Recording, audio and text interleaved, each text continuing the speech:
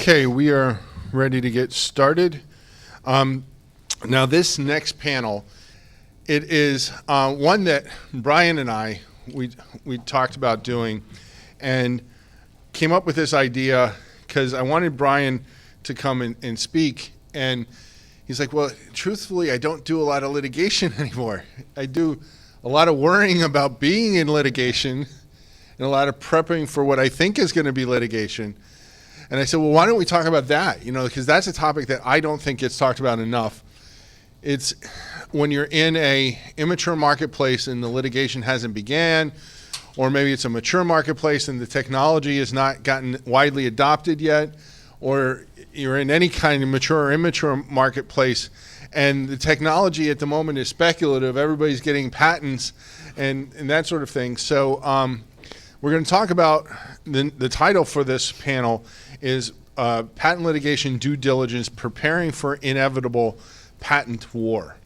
So let me introduce the panels, and since I mentioned Brian, I can start with Brian first. Brian is all the way over to your right, and he is Senior Intellectual Property Attorney for SuperNow, and he advises on all intellectual property matters, including patents, copyrights, trade secrets, technology transactions, and prior to joining SuperNow, you did patent litigation as well. Right. And you worry every day about when that's going to start. Maybe not every day, but you worry about when that's going to start for your industry. More to come on that point. Thank you for being here, Brian. Thank you. Next to Brian is Gary LaBelle, and Gary is Senior Patent Attorney at Reckitt. And Gary is a neighbor. Gary could walk here if he wanted to.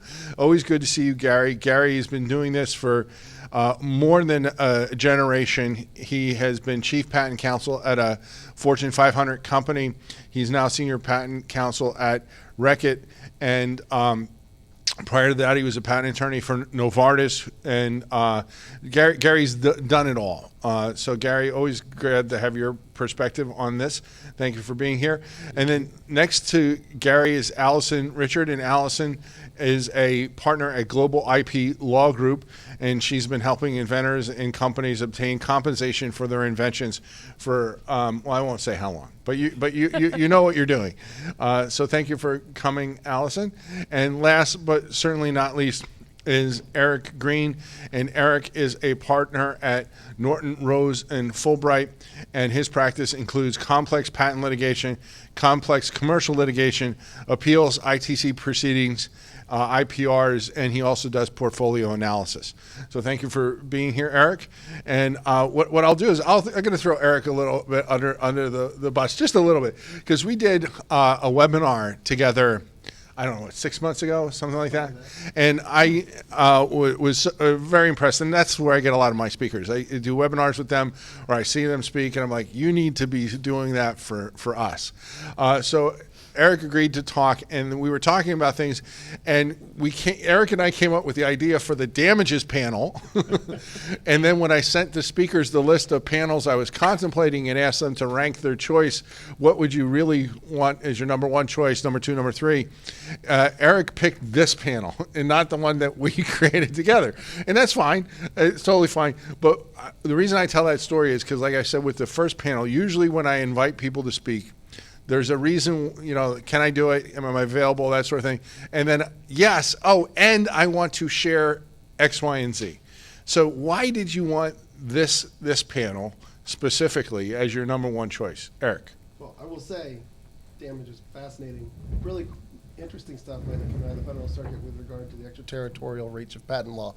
I can talk forever about that, but today I picked this panel because, I liked the title, The Inevitable Patent War. I have been a part of several, I think what I would characterize as patent wars, and some that seemed inevitable over the years. And not necessarily from the standpoint of a smaller company, how do you structure your assets as you grow in order to avoid litigation or best prepare for it, but really more on the side of large competitors who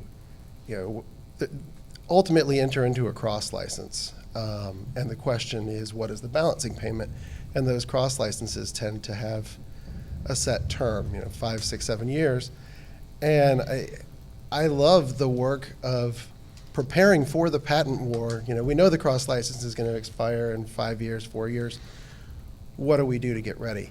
And I mean, if you're 6 months out, you've waited too long. I mean, that's my key takeaway. You're going to ask me at the end, what's your key takeaway? The key takeaway is when you know there's a patent war looming, start preparing as early as you possibly can. And so to that point, I would say, you know, what do? You engage outside counsel. I mean, if you're looking at an Apple, Samsung, you know, one of the big wars, you engage outside counsel immediately, and you know, you start vetting your patents because there's going to be claim charts going back and forth. Here's why you owe us money. No, here's why you owe us the balancing payment.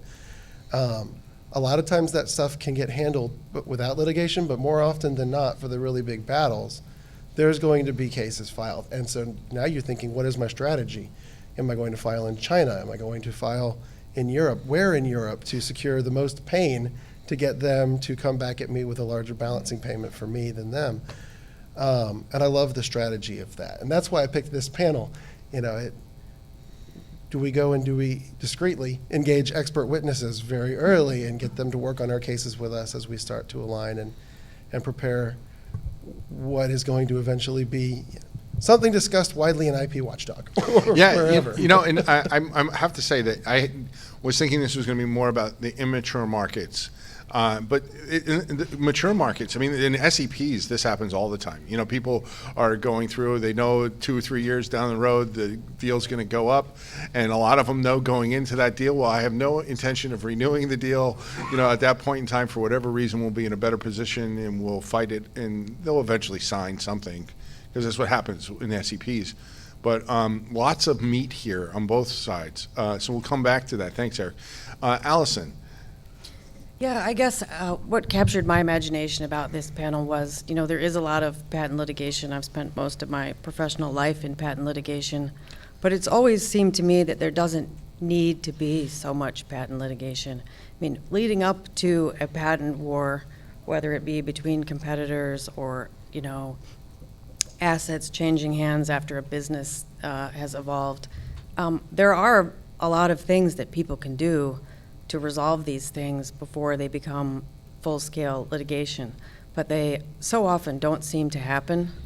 You know, for example, we now live in a world where I think if someone decides that you're an NPE or for other reasons, you know, they won't take a friendly license. They wait until you sue them, like just sort of full stop. No matter how much you contact them or what rates you present or how many claim charts you present, it's just not going to happen until you sue them. But I don't think that needs to be. There's usually, I don't want to use the word warning, but there are assets that everybody knows are maybe, you know, coming loose or about to change hands or have just changed hands. You can't 100% know every patent asset that everyone has, but you have some sense for what your competitors have or what aggregators have. You have some idea of what assets are out there and how dangerous there are, but there doesn't seem to be a lot of proactive, like we could go license this and get a great rate. And then we could use that great rate that we got to tell these people this is the rate in the industry and get them to give us a great rate. And if everyone else wants to keep going and fight and drive up and have huge litigation costs and pay a huge rate, that's their problem. I've taken care of what I'm worried about. That doesn't seem to be something that's happening very much, at least in what I'm seeing. Now, maybe I only see things where that's failed, but it doesn't seem like it should fail as often as it does. So that's what got me interested in this panel. Yeah, there's a lot here when you start to really think about it, you know, and just as you were talking about that there, I came to my mind, once Alice happened, you had the market in computer implemented patents just like went through the floor. You couldn't practically give them away, because people didn't want to buy them because then I'm going to have to maintain them and there's a cost. And I thought to myself, you know, why you don't buy when something's high, you buy when it's low. And there were people practically giving these things away. And I just thought, and maybe in retrospect I was wrong, right? Because the litigation hasn't come back the way, the law hasn't bounced back the way I thought it would. But there are assets out there that are practically people are giving away. And if you are a big owner, a Fortune 500 company, you know, you don't need a good asset to scare people with. You know, I mean, what you're scared by is their war chest. So we'll talk about that among other things, but Yeah, thanks. buy a portfolio of 500 assets, or license a portfolio of so many assets that nobody's going to spend the money and time right then to dig through, and then say the price per asset is almost nothing, and use that We're practically affirmatively. giving it away. You have to take the deal. Right? Yeah. Great. Gary, your thoughts on this, because again, you asked to be on this panel as well. Yeah, having done a lot of like due diligences, there are simple things an in-house counsel can do for their company early on before there's ever a thought of litigation in the paperwork, in everything, to protect the company. And when you start to do due diligences and you look at the IP of the company and you look at some of the records, there's just a treasure trove of things that are there that you can, a competitive company can hit them on. Where if they had something as simple as an inventorship analysis. Why was that manager named as an inventor? Was he really part of it? And then you go back, things that they go back later. And from my own experience, when patent trolls have come at us and we have things in our record that we can throw at them, a lot of times they're backing away because they don't want the big fight. It's kind of having a big guard. Yeah, and I know you in particular, not that this is an AI focus, but you spoke at our AI program, and we personally have conversations about that. That's going to be a big problem with AI, right? Did you use AI to come up with it? Did you disclose that to the patent office? Was the AI really a co-inventor? We know it can't be an inventor, but they seem perfectly fine with it being a co-inventor. And I think that's what the rules would allow it to be. I mean, there's a lot of interesting AI questions here too. What was the query you used to get to that? Right. Yeah, that's going to be huge. Yeah. Oh, okay. More on that. We'll come back to that. Thanks, Gary. And Brian, last but certainly not least, is sort of the author of this idea.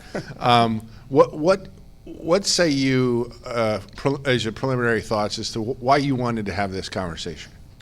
Well, I don't. I guess to be clear, I don't think, or at least I hope, that patent war in my industry is not inevitable. I'm hoping we can avoid that. But you know that's not going to happen. I know, but that is my goal, and I spend, to follow up on what Allison was talking about, I spend a lot of my time thinking proactively. Most of my time, in terms of the assets that we're building. We're a very new company building a type of aircraft that doesn't exist, and so we don't know who the companies are that are going to be out there. And I don't know if folks are familiar with our company. We're building an eVTOL, electric vertical takeoff and landing vehicle. We're the Hyundai group that's doing that. So Hyundai's funding us. They're our investors. And so it's a new industry. It doesn't exist. There's no infrastructure. We don't even know what the aircraft that is ultimately going to be the successful configuration will be like, let alone the companies that are going to end up coming out of all of this. There's, 10 to 15 companies that are pretty serious players right now. And, what are they patenting? What are they filing on? What are they working on? Who's going to fold? Where is that IP going to end up? And so these are all the things that I'm thinking about. And I guess, the main point I would make here is in these types of industries, it's really important to have a broad strategy that accounts for all these unknowns. And it's challenging, no doubt. So, and if anybody has any questions as we're going through this, just please, raise your hand and we can get a microphone to you. But, against this backdrop, and Eric, we could start with you here. What is it that you think that the client, whether they are in a mature industry, but are trying to angle to get out of deals or needing to make payments, or they're in an immature industry, and like Brian's, and you don't know exactly what's on the horizon. But I think we can all have a sense that if his market explodes, there's going to be litigation. And if not initially, it's only a matter of time before the smaller companies and individuals start patenting that area, and then we wind up with a bunch of NPE type lawsuits. There's going to be people making money is a draw for patent litigators like nobody's tomorrow. What do you tell them about the steps for due diligence? You know, like where do they need to be? What should they be thinking about? I mean, you know, frankly, I start with competitor litigation. If you know that your competitor is going to be coming after you because you're the leader in the eVTOL and you're taking off, no pun intended, what do you do? Well, you know, the best defense is sometimes a good offense. And so you can go out and you can secure patents. And when you're securing, be very intentional about the patent portfolio that you secure. You know, get really good claims that are sort of the picture claims on the industry. You know, get the EV, get the battery, capture the claims at the level of the competitors or vendors that are going to be coming after you, as opposed to, you know, you see so often with early stage companies that don't have good counsel, they have these claims that have horrible divided infringement problems, or, you know, it's a method claim and no one's, you know, the only way to get that is to go after the end customer because, oh, you didn't give notice. I mean, so step one is just get your portfolio ready so that when they come at you, you can have that discussion about cross-licensing. You know, how can we back this down and walk away amicably so everybody gets something? And which side do you typically represent? I typically represent defendants. That's what I thought. Yeah. Yeah. So we'll come back to you on that. And I've got thoughts on that as well. So. I'm sure you do. So Brian, when you listen to the advice that Eric was just given, which part resonates? Anything you want to dive a little deeper on? I very much agree with what he's saying, and it is a big part of what I'm trying to do. You know, a lot of it, our engineers are very focused on, well, we got to get a patent on whatever we end up with in our aircraft. And you're like, well, dude, that's 4 years down the road. You know, like, how do you know what's going to be in the aircraft? We're not just going to sit around for 4 years and not file patents on any of these ideas. And so a lot of the education that I'm doing with engineers is asking them to, you know, what are some ideas that went, you know, that didn't make it past the cutting room floor, but that others in the industry might be interested in? You know, what are some problems that others in the industry are facing?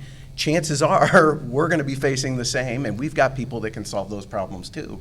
And so I do agree. I think building a portfolio that not only covers your product, but also tries to, you know, give yourself a kind of a zone of defense on the edges of that as well are really important. Yeah, and Gary, maybe you can also comment from the in-house perspective. When people ask me about, well, why do I want to get patents? And in the law, sometimes right now is not great, but if you don't apply today, you're not going to get anything, and then you won't have anything later on when the law is going to change. I mean, it may change for the worse, it may change for the better, but it's not going to be what it was today. So it's sort of the entry into the game. So what kind of advice do you want to give to your in-house innovators?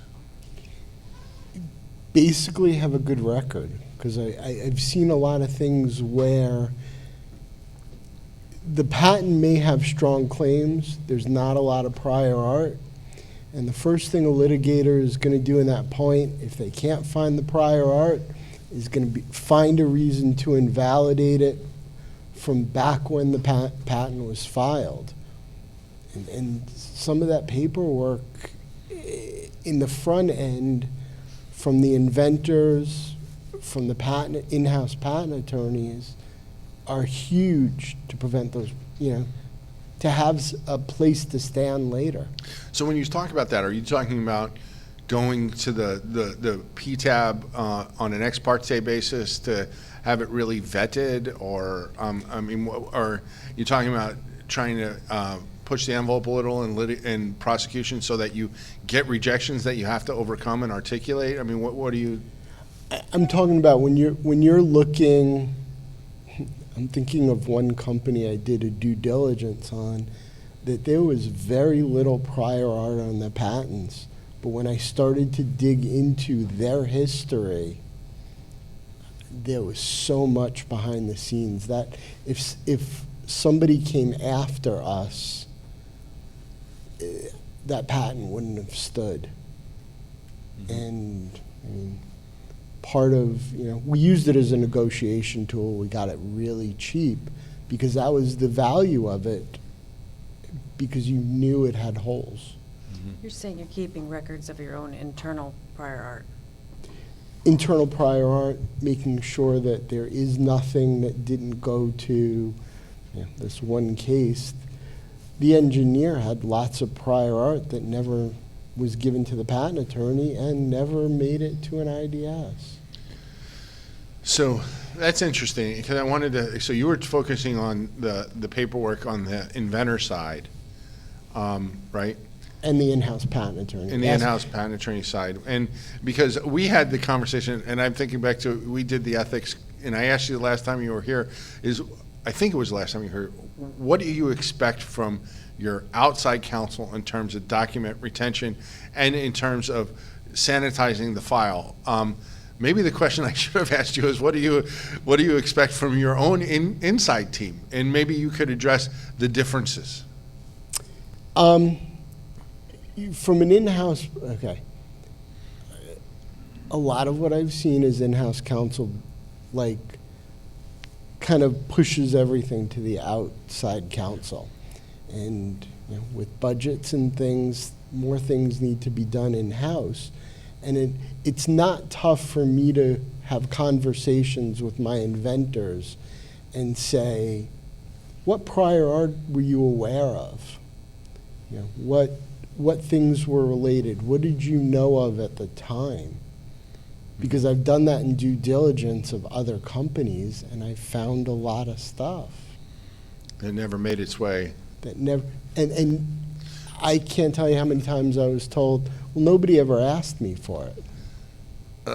So, Eric, and I'll come back to you here in a minute, but this, I need the defense attorney's perspective. When you hear that, you're probably thinking to myself, amen, brother, amen. Yeah, no, I mean, absolutely. It's okay. Well, I'm getting my RFAs ready, or my RFPs ready. Okay, give me your inventor notebook. Oh, you don't have it. Okay, who's your, I'm getting my deposition notices ready, and just trying to prove up that they don't really know who invented this. You can't prove that you don't remember it. Maybe there's that other person that was working on the project that isn't listed as inventor, and you can't tell me why they're not. Yeah. Well, that's the thing, like after we switched to first to file, I read all kinds of people saying, oh, this is great. We don't need to keep invention records anymore. And I'm like, one, who are you people?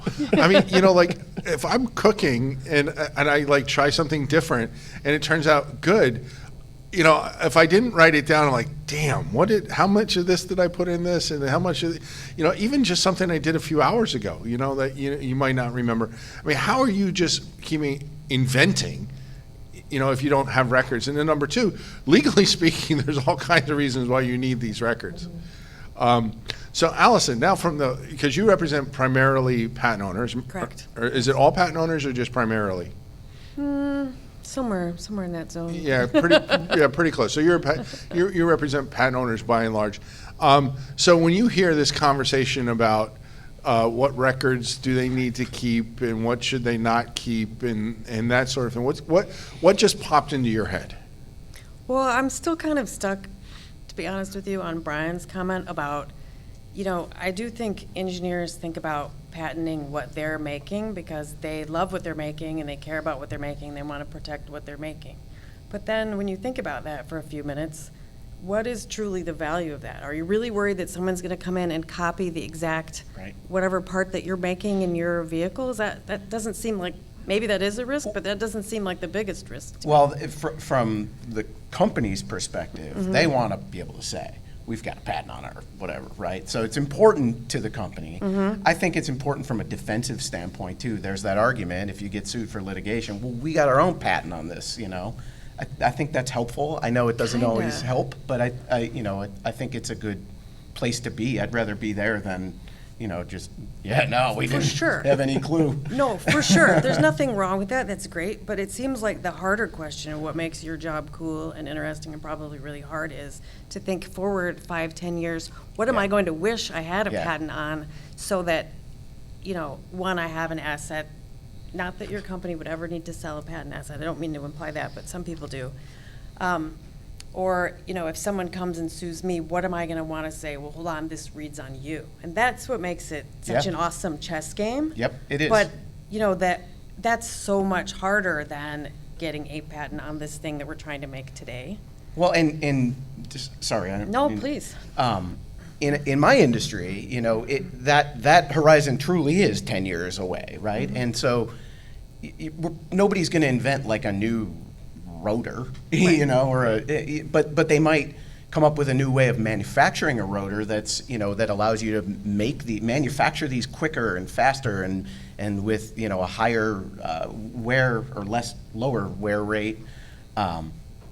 Nobody knows where the battery technology is going to go, but it has to get lighter and it has to get better.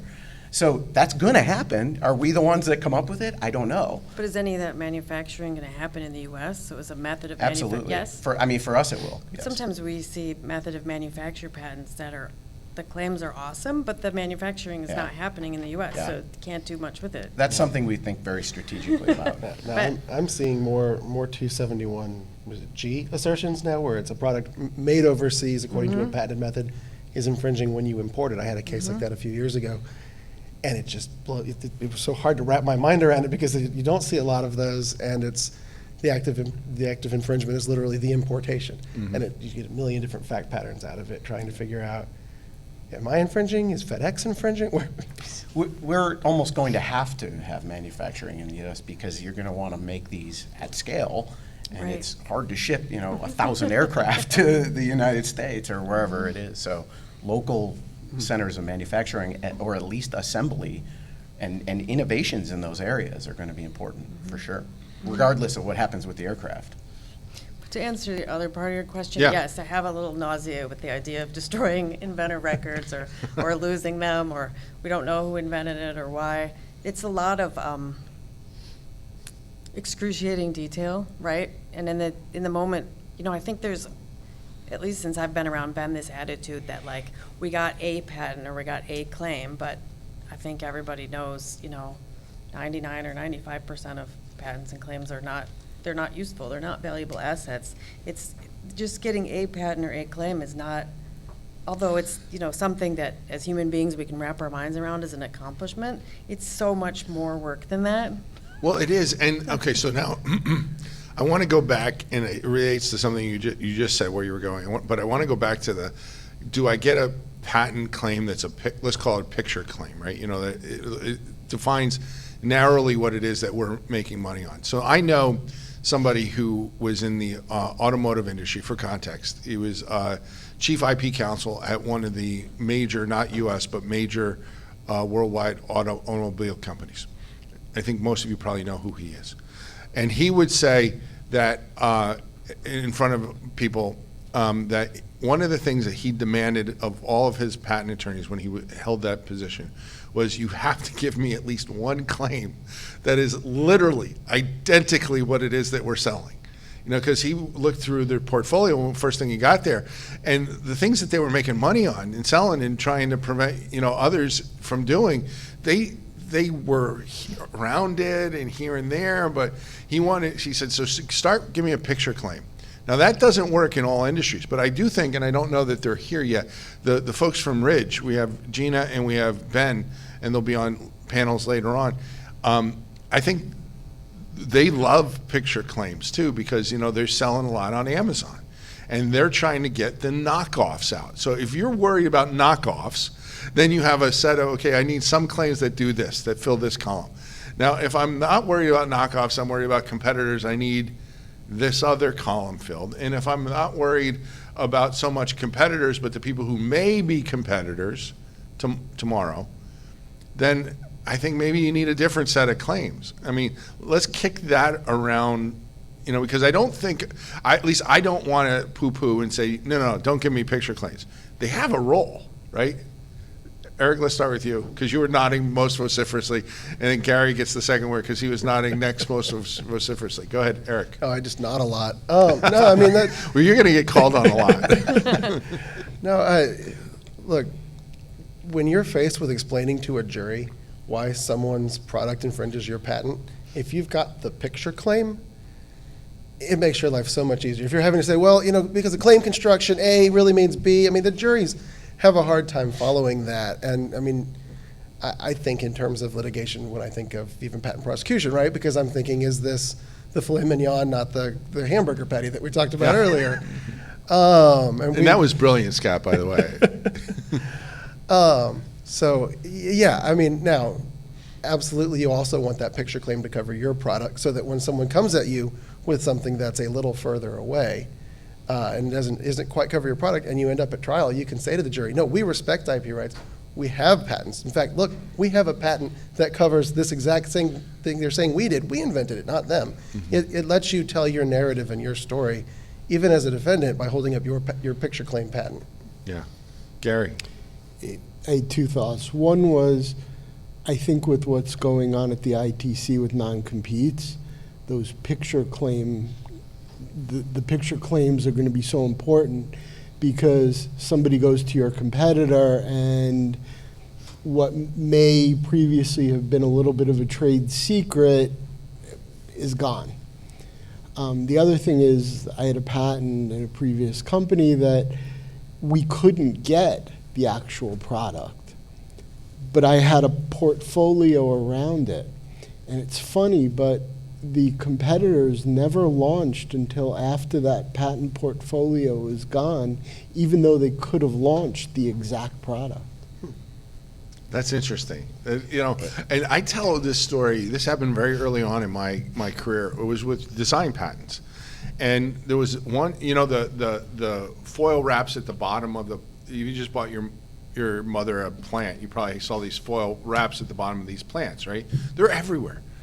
There was, and these are long since expired, these patents, but back in the day, there was one guy, and he had like 40 design patents on all kinds of possible different configurations. This leads us into, Eric, one of the things you thought we should talk about is the hyper litigiousness, right? And the defendants, the hyper defense. You know you're going to buy a lawsuit, and you know you're going to buy a defense. I want to talk about that issue, and this is going to lead us there. So this guy had these 40 rights, and if anybody came anywhere near him, he sued you immediately, and didn't care that, at the time, and this statistic is so old, I'm embarrassed to still use it, but I don't think there's any new statistics. Like 7 out of 10 design patents were invalidated when they were challenged in district court, and that's probably still about the case, right? But you knew you were going to buy it. So we represented a family company, and they were in the paper products industries, and they had estimated that they thought, because this guy was sort of a jerk, their words, not mine, that they could probably take 10% of his market, since they were already dealing with a lot of these people selling them other stuff anyway, in the first year. They ultimately decided not to, because it was a family business, and they didn't want to run the risk of, and they knew they were going to get sued, and if 70% of these fall apart, that means that 12 of them won't. Which 12? Can you tell me which 12? And so you can take a very weak form of protection and insulate yourself against competitors, at least some of the time.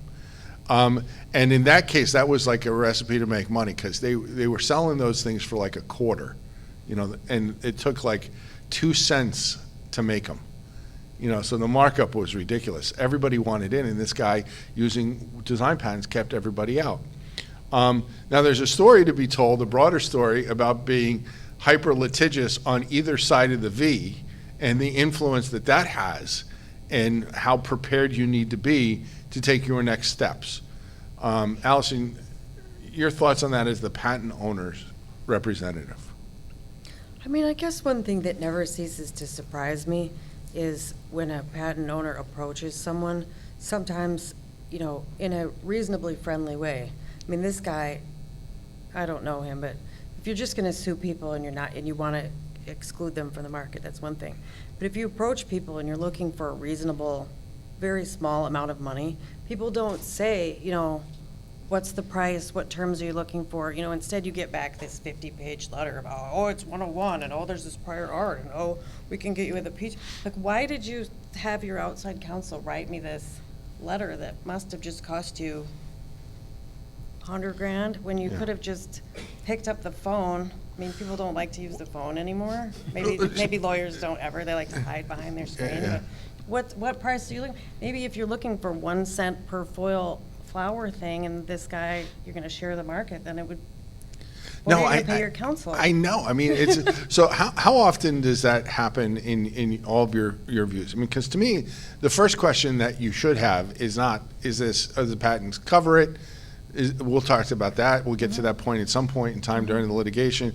Are they invalid? We'll get to that too.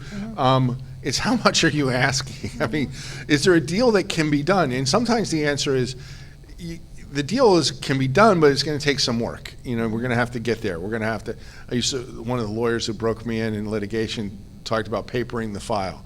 You know, this is going to take some paper before the other side is willing to talk.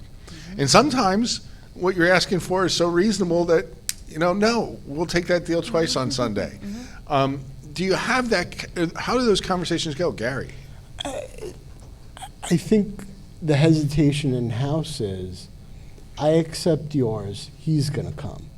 Then he's going to come if I accept his reasonable offer. He's going to come. And pretty soon, I'm paying everybody in this room. I know, but you could make a super favorable deal with me that you could use to get his price down. But he has a different product. It's kind of like a lot of these NPEs talk, and they go, I got a license from this company. Why don't you try?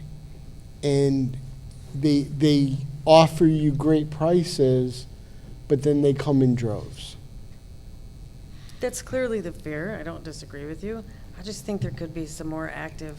I mean, it's one thing if you're just paying 50 grand and you're not papering what did you pay for and how many years and how many products and what's the price per whatever.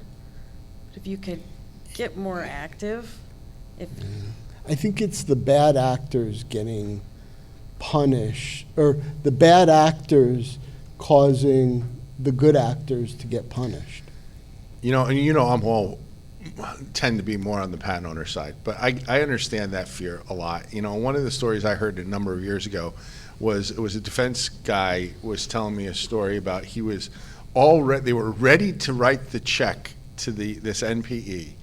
They just wanted in the settlement document it to say that this was going to cover all of their patents and any patents that they knew about from any related companies, right? And that was the deal breaker. And when that became the deal breaker, because that seems like a legitimate term, like I can't pay you today and you sue me again tomorrow. That's not how this works, right?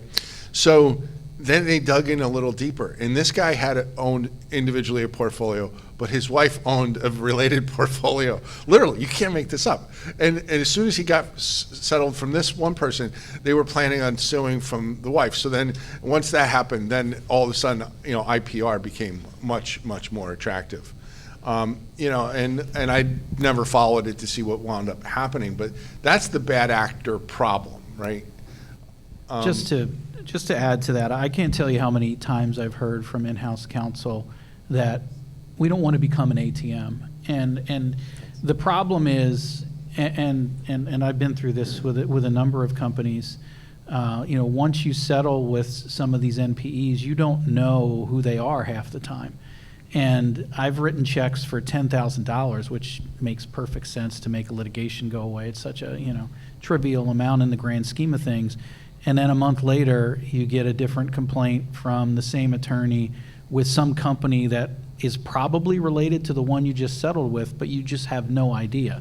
So once you get on that hit list, you end up paying $10,000, $20,000, $30,000 a month forever, and that's the concern. Yeah.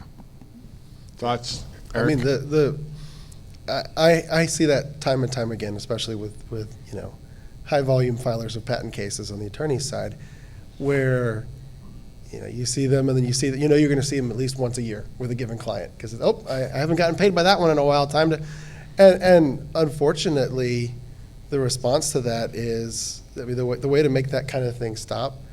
I mean, it's to spend some money, whether you're going to beat them on Rule 11, which can be expensive, but maybe they stop coming after you. But I have clients who say, we're just don't even get a demand. We're not going to pay this person. It's a nuisance suit.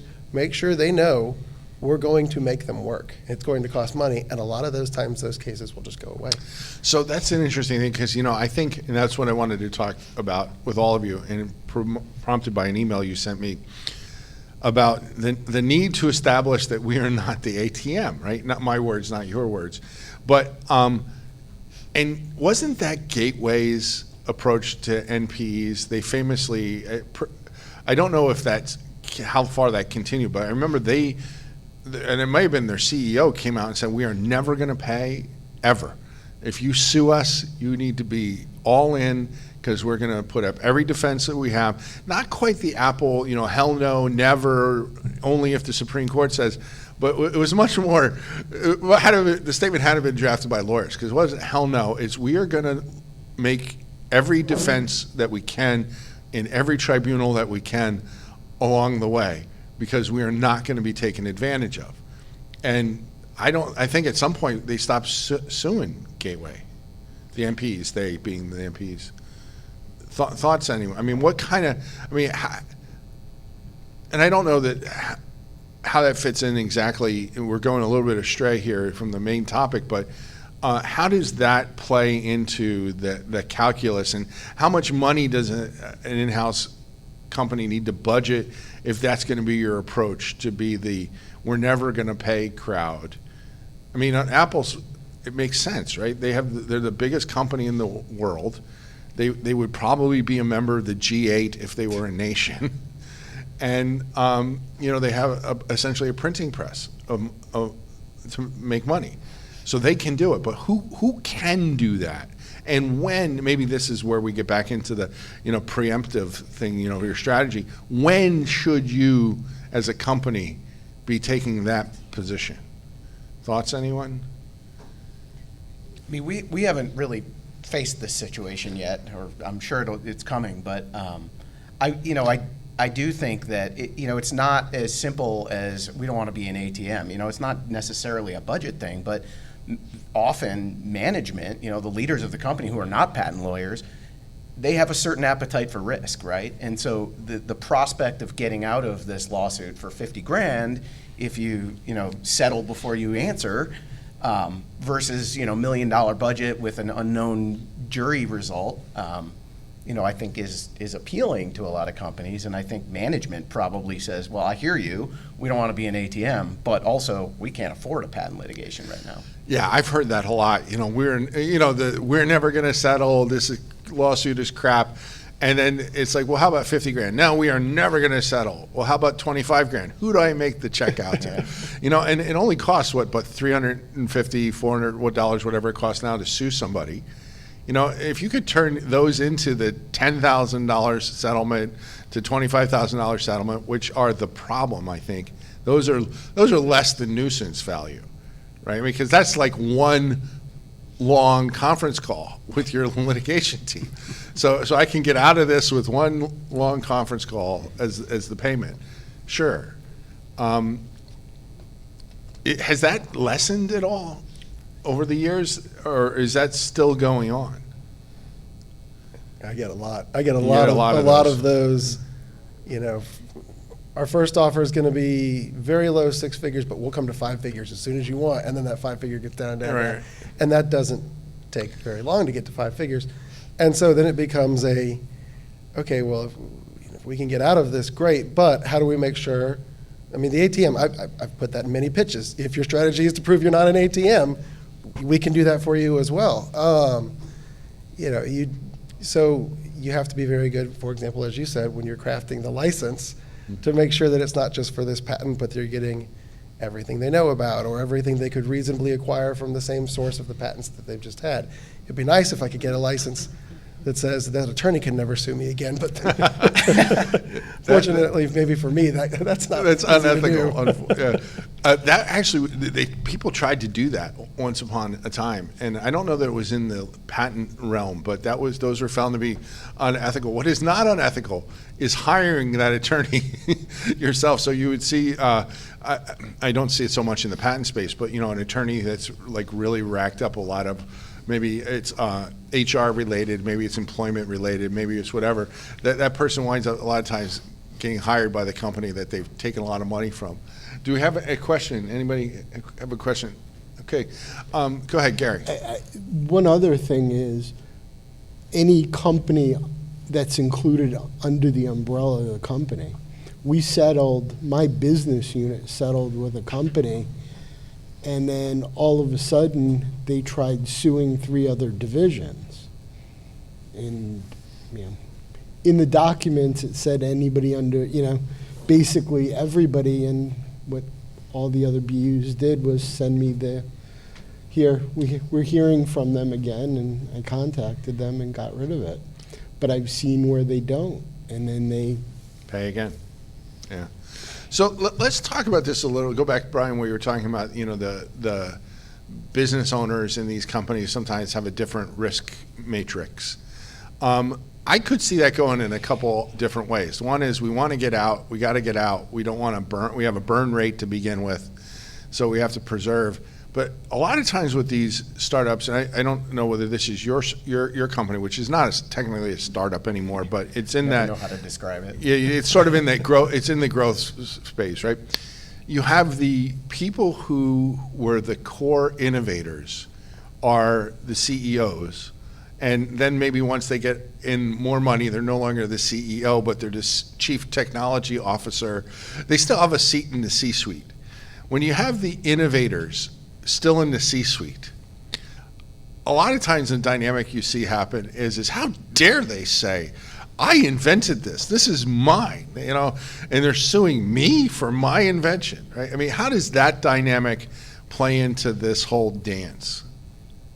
I mean, I think it's on the patent lawyer in that instance to kind of bring them back to earth a little bit, advise them on what a litigation actually is. I know you're pissed. I know you don't want, this happening, but it could be costly. It could be detrimental to our company. And so, you got to take the personal out of it. So, and I know you're the top IP attorney at your company, right? Correct. Right. So, do you see as your role as part of this patent due diligence before the inevitable to kind of educate the board, educate the C-suite, get them ready for what is coming and they don't yet maybe really appreciate? Very, very much. And, like our patent committee that makes all the decisions on filings consists of the CTO, the deputy CTO, the COO, the CFO. We're at the size where that's possible, and I use that as an opportunity to educate them on the strategy and the approach and what we're trying to do. And having that buy-in from leadership is, I think, really important. And I talk to other in-house counsel who are like, I can't even get management to give me budget to, file patent applications, let alone participate in the process.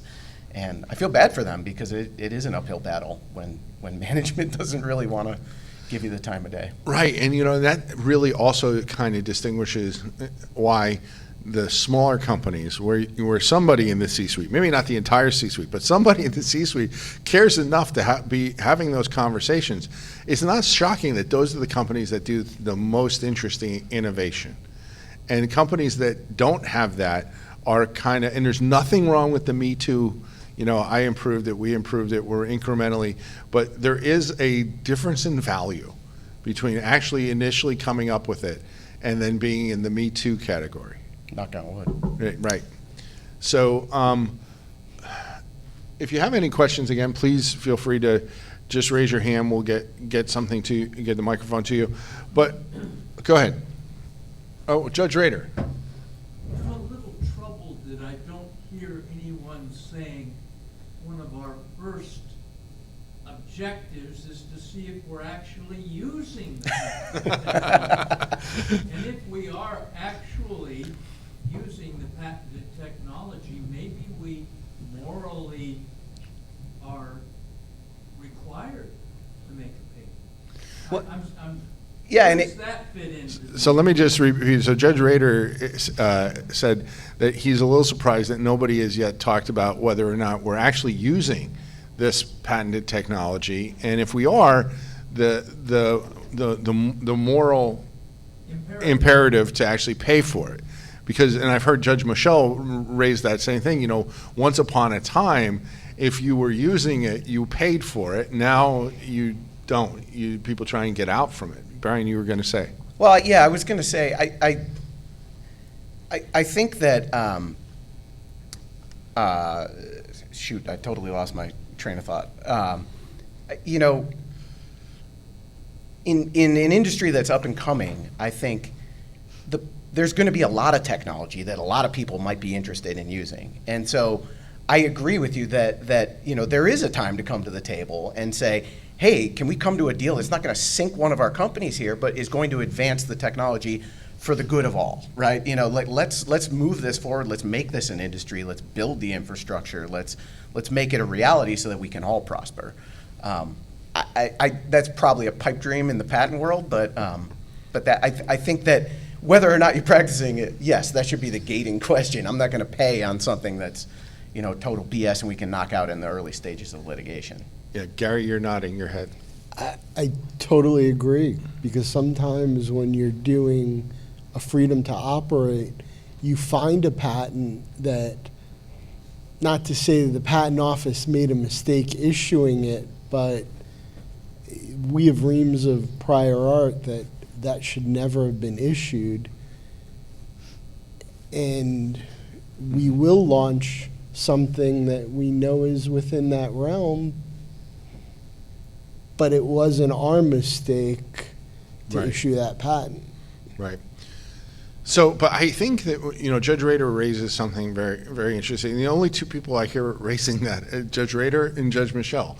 And I wonder, I think that when that changed, and if the patent's bogus, the patent's bogus. If the examiner made a mistake, the examiner made it. If you have better prior art, God bless you. There's always going to be those kinds of disputes, and there always have been those kinds of disputes. But where this train, I think, got off the rails is when eBay comes in, and the Supreme Court mistakenly, in the first place, said the Federal Circuit had an absolute rule for injunctions. No, it was a reasonable rule that said you already have the right to exclude. It says so on the patent. Now you losing defendant who have been violating that, don't do that again. And that kind of, them changing that, them being the Supreme Court, I think got us off the rails a little bit. And that's where you get into some more gaming conversations behind the scenes, I think. Would any of you disagree, or do you want to agree with that? Feel free to disagree with me if you want. I guess I would say, almost every day of my life, we only represent inventors and companies that we believe in, who've actually done the invention. This is, to relate to your emotional point, this is their life's work. They believe they contributed to the area of technology and to society, and they want to be paid something. And, sometimes they're reasonable, and sometimes we encourage them to be reasonable, but that doesn't seem to even be part of the conversation that we ever get back. This person did something that's not acknowledged. It's like, well, it's this many patents times the cost of an IPR and this much prior art. There's no. It's actuarial science, Yeah. not innovation. And, we don't really have time today to discuss the breakdown of society as a whole, but it's not like a person to person, no, but I'm glad there you was brought at one time this person is not the troll for $10,000. Look at this person's list of inventions and publications and public speaking and the companies he's been with, and maybe we should give him 10 cents instead of saying we hate you and you're a troll and we're going to take you to the PTAB. That's not an available. Part of what I'm hearing is part of what I'm experiencing, which is if there's a patent assertion, you must be a troll, so you must be in this category. There's no fine grain of this person who's not meeting Rule 11 is very different than this person who this truly is this person or this company's life's work, and they did contribute something. There is no, I guess people are too scared to ever say anything nice, but there is. Well, there's a something there. topsy-turviness, and I'm glad you brought up that we're not going to solve all of society's problems here, but one of the big problems, and I saw this coming, with the Napster generation, there is, and we saw this, I'll go a little, try not to be political, I'll try and be descriptive. We saw this in some ways a couple summers ago when people just went out and night after night destroyed other people's real property. No commentary about what went on behind the fact. We can talk about that over cocktails. But what I want to point to is this diminution in the value placed on by a lot of people on property in general. And in our industry, it started with copyrights and Napster, and we're just going to download it because I can and I like it and so forth. And now it's permeated into the patent space.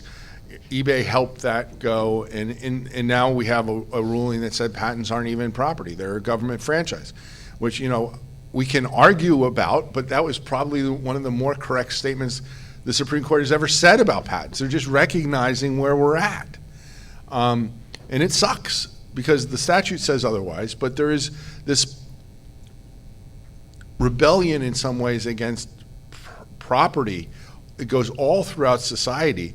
It doesn't seem like it's shocking to me that it found its way into the intellectual property world. And against that backdrop, it influences all kinds of problems. I think behind the scenes, when you're looking at this, you have to be with one eye towards, okay, well, this could change. Things seem to be moving in a slightly better direction for patent owners now, so you got to factor that in. But at the same time, do any of you believe that eBay is going to be overruled?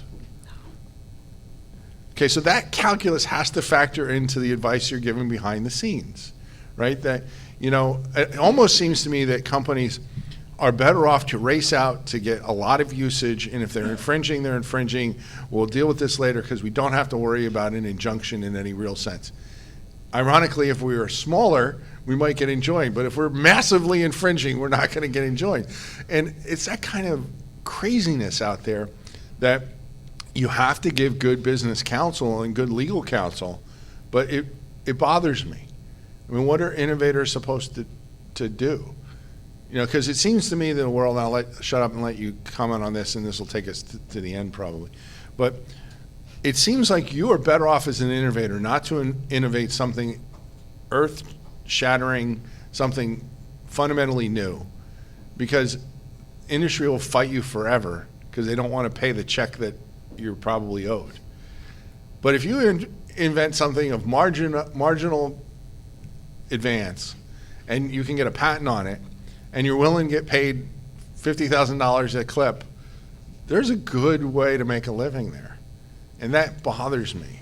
I mean, am I wrong? Disagree with me? Agree with me, Eric? I mean, of course you're never wrong. No, I mean, You haven't talked to Renee. I'll say that, by and large, my clients are tech companies that have their own patents, their own portfolios, and they do respect patents and see the value in them, but they're getting so many of these nuisance value suits that it's just almost knee-jerk. I've been sued by someone who doesn't practice anything. This must be a nuisance suit. And it's when you start to dig it, it's when you look to see if you infringe under their theory of infringement, right? I mean, because the next thing I'm going to do is, well, are they right? Is there a claim construction issue? Is there a 101 issue? There's a whole lot of defenses between settlement and the claim being filed if the plaintiff comes in asking for an unreasonably or a very high number. It's like you said, you have to paper the file a bit, right? Mm-hmm. And then maybe you get a few wins under your belt and their number starts to come down, and then you guys are able to, the parties are able to find a number that makes sense for everybody involved and they can move on. But I've never had a client say, well, we're too big to fail. So, I mean, at least thankfully, I'm not yet jaded. My clients haven't gotten me there yet. Okay, all right, great, thanks. Eric, Allison. I have a very different view, and I think the more that you work for patent owners, the more jaded you will be. I've never had anyone tell me that I'm right about anything ever, which is kind of remarkable to practice for 20 years, and I've never said anything right yet. And I do think that maybe one advantage you have in your industry is if people are excited about developing the technology and developing a new product, there might be a spirit of enthusiasm working together, or a realization of like, we're going to have to share some of the same suppliers, or we're going to have to work together on some of this, or some of us might work here today and here tomorrow. And that kind of community you could use, I think, to your advantage, and not only just enjoying your practice, but you may have some agreements that you could reach with people, and not that And you would want nothing to that's like slide competitive, patent things in there, but there's patent pools. You could, this can be done. Yeah. Yeah, I mean, just to build on that, sorry, I don't mean to skip you, Gary. Well, that's fine. Gary will get the last word. Yeah. Yes, I mean, that is what my hope is for our industry.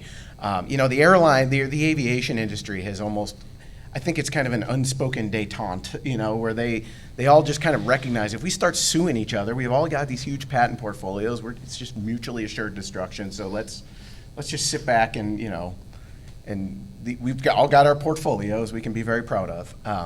I mean, I look at building our portfolio as a preventative measure, as a defensive measure.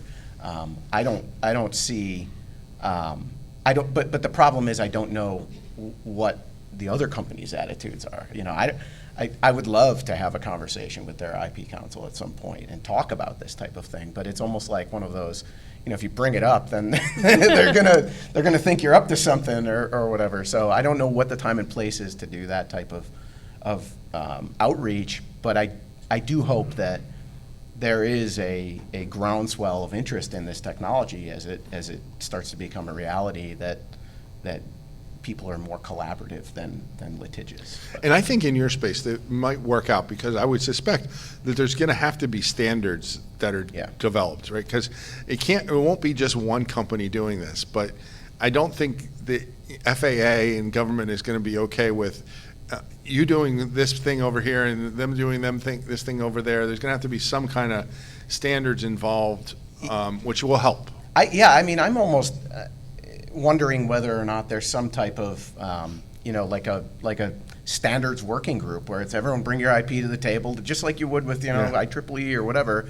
And hey, what do people have? Because if you look at what people are filing on in our industry, it's safety stuff, it's passenger monitoring, it's seat belts, it's, you know, in addition to configuration and all this, and you know, how the seats are absorbing, and what are you going to go sue people on safety features? You know, like it's to your advantage to get this stuff put into the standards that everyone's going to use. Right. So I'm hopeful we also go that way. Because if an injunction should ever be denied, it should be in it's going to save somebody's life, so let's not tell somebody that they can't include that. Yeah. Right? Yeah.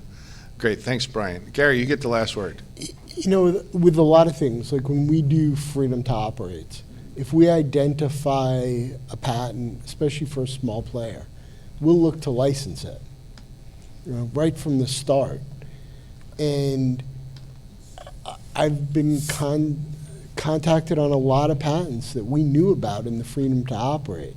And we already had a position why it was either invalid, we didn't infringe. But most companies I've seen greatly respect other people's patents. And yeah, they're going to look for a quick way out. Is there prior art? But if it's not a quick, you know, oh yeah, here's all this prior art, which a lot of times came from my original freedom to operate search that invalidated the other stuff, we look to, okay, how much do you want as a license? Are they being reasonable? Yeah. Okay. Awesome. Great conversation. Thank you, guys. Appreciate it. So we're going to...